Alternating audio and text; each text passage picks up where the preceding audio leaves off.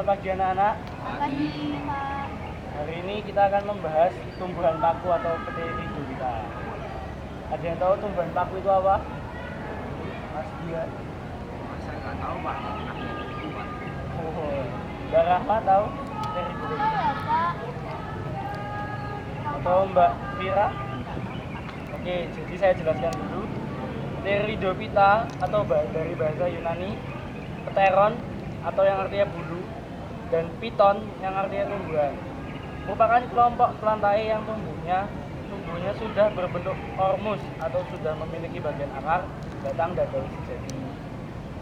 Susunan daun seperti bulu atau menyirip, seperti itu anak-anak. Jadi ada yang tahu nggak kira-kira tumbuhan paku itu kira-kira kayak apa aja? Maaf Pak, ini Pak telat Pak. Mas Wilda ini kenapa telat Mas? Pulang aja sana pulang. Kurang persiapan Pak. Waduh. Ya, jadi ada yang tahu contohnya tumbuhan paku kira-kira apa? Mas Wildan tahu kira-kira tumbuhan paku apa contohnya? Contohnya tuh kalau setahu saya tanduk rusa Pak. Oh iya benar. Jadi ini kita lagi membahas tentang Pteridophyta atau tumbuhan paku. Seperti yang disebutkan Mas Wildan, contohnya tanduk rusa. Tumbuhan tanduk rusa itu apa toh? Ini yang seperti di atas ini. Yang mana Pak? Yang ini loh anak. Pak, kalau misalnya harga tumbuhan tanduk rusa itu berapa itu Pak? Wah kalau harga saya kurang tahu. Wah, Soalnya di sekolah. itu kok warnanya hijau kenapa ya Pak? Ini karena seperti tadi yang disebutkan susunan sudah berbentuk kormus. Dia sudah memiliki bagian akar, batang, dan daun sejati.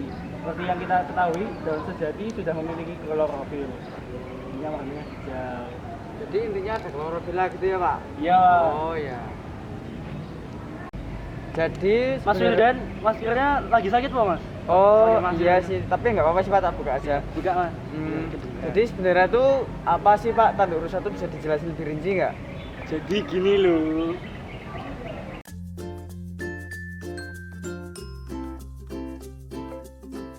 Platycerium itu ada banyak jenisnya. Jadi jenis yang pertama itu Platycerium bifurcatum. Platycerium bifurcatum itu mudah beradaptasi dengan lingkungan. Kemudian jenis yang kedua itu ada Platycerium coronarium yang daunnya berbentuk seperti mahkota.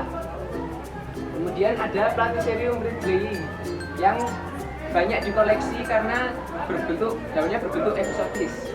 Kemudian Platycerium wandei yang merupakan spesies endemik dari Papua dan berukuran besar. Lalu ada Platycerium willingki yang merupakan spesies endemik Jawa. Kemudian Jelasin dulu. Jadi si Platycerium ini punya manfaat. Manfaat yang pertama tuh sebagai tanaman hias.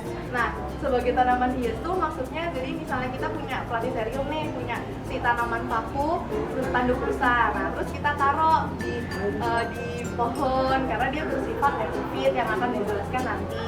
Nah, itu sebagai hiasan. Jadi misalnya kita taruh di pohon, kita taruh di tempat-tempat lain gitu. Nah, yang kedua itu ada hiasan. Jadi kalau yang pertama itu tadi tanaman hias, itu dia sebagai tanaman yang untuk menghias. Nah, kalau sebagai hiasan itu dia jadi hiasan. Jadi ada bagian yang dipotong yaitu daunnya, karena daunnya itu nggak cepat layu. Jadinya dia dipotong dan dijadikan hiasan di tempat-tempat seperti di rumah, di mana-mana itu bisa. Nah, yang ketiga ini ada obat tradisional. Jadi si Platycerium ini berguna juga buat obat tradisional, misalnya obat gondok dan lain-lain. Itu manfaatnya. Nah, sekarang kita masuk ke ciri-ciri umum Platycerium.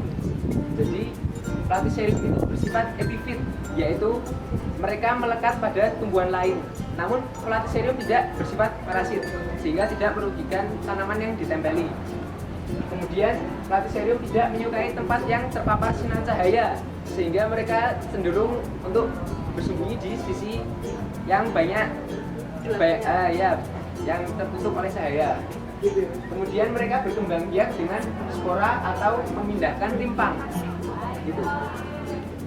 Lalu ciri khas Platycerium.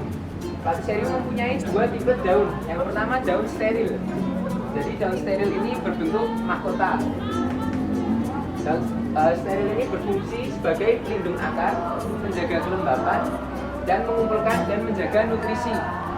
Kemudian pada tipe daun fertil itu sebagai penghasil spora atau daun sporofil.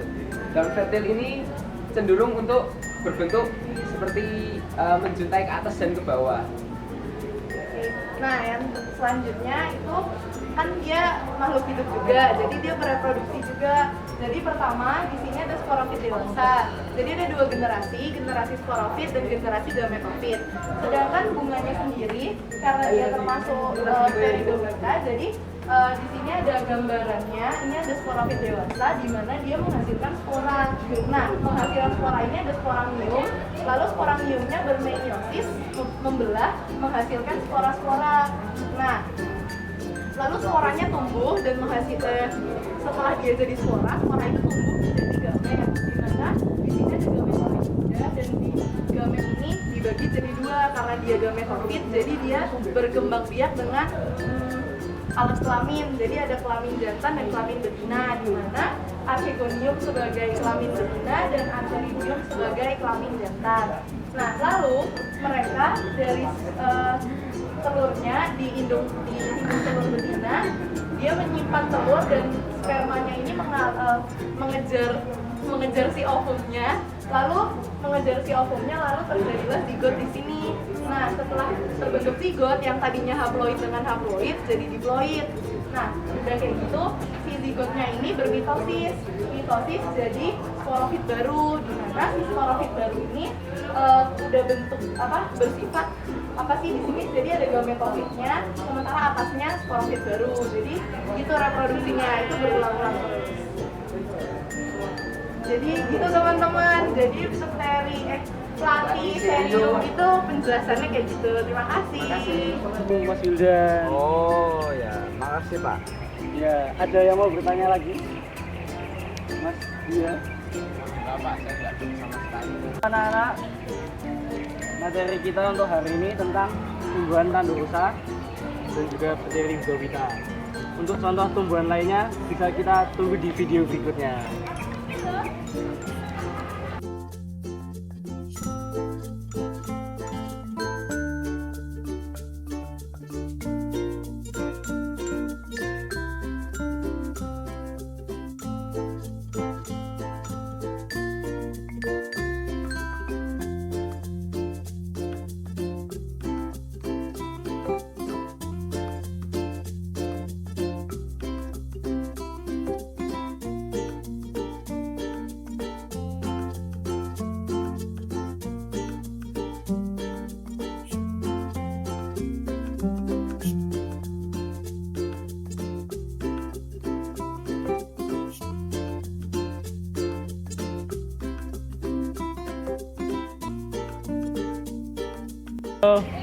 Aku Rama sebagai gurunya atau profesor.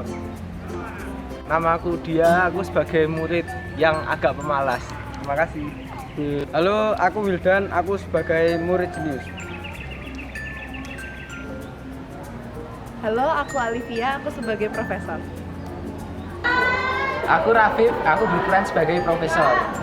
Ica sebagai murid biasa. Dan aku Rahma sebagai murid biasa yang kedua. Yeay.